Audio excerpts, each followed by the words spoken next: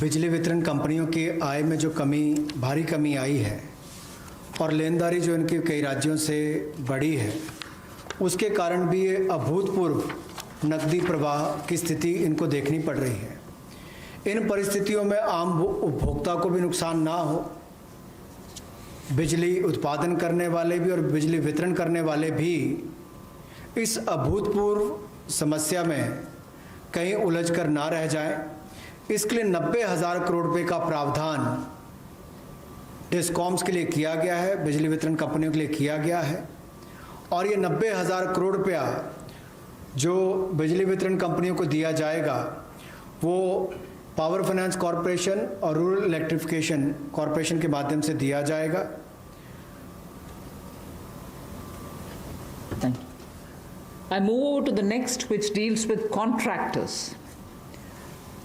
All Government of India agencies, such as the railways, road transport, highways, CPW, etc., will now give 6 months extension without any cost to the contractors, so that extension should cover construction work or goods and services contracts that they have with central government agencies.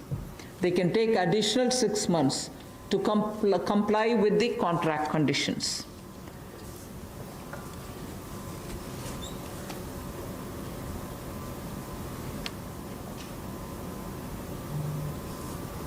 I didn't get it. Okay. Up to 6 months. 3 up to 6 months. So the extension is up to 6 months is what I'm being told. Okay. Covers construction, this shall cover construction work or cover even goods and services contracts. It will also cover completion of works and intermediate milestones that they may have. This will also cover and extend concessional period which is given in PPP contracts. So even the concessional periods will get extended up to 6 months. And in order to facilitate greater liquidity which they can obtain, government agencies will partially release bank guarantees to the extent of the partially completed contracts. So if a particular contract is completed to some extent and not fully, to that some extent, the partial bank guarantee will also be released so that the cash flow will improve.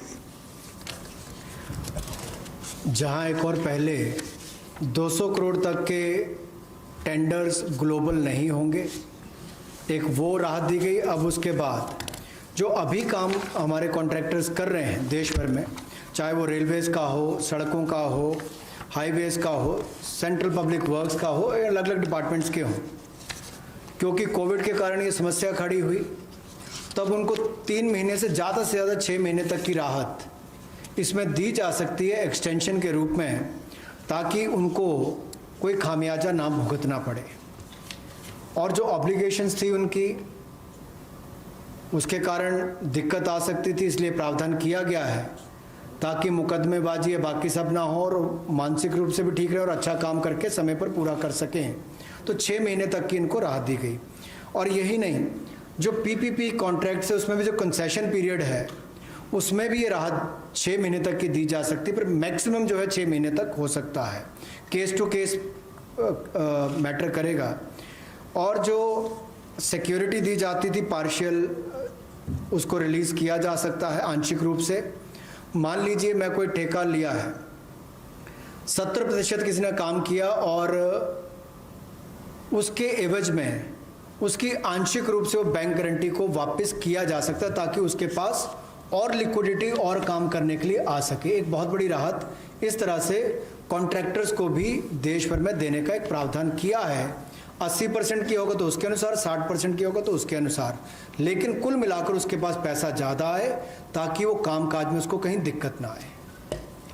I've come to the last two